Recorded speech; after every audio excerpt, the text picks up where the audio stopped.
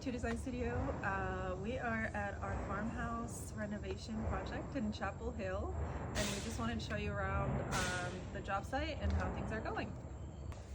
So this house was built in 1890, and the original homeowner, the previous homeowner, moved it here in the 90s to this location at Chapel Hill.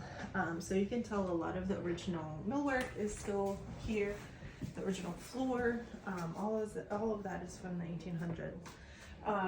And so we made sure we did not touch any of these parts of the house. Bathroom, which is another part of this project that we're redoing, and May worked on this part up here. Can you tell us what was important in this space?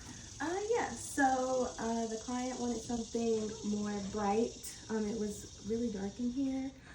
They even described the shower as a dungeon, and we did not want that.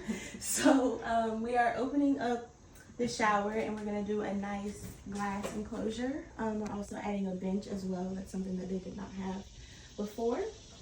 And then right here where we're standing, it's going to be a nice 72-inch tub. It has beautiful views. There's a pond out there. We also wanted to address this awkward bump out.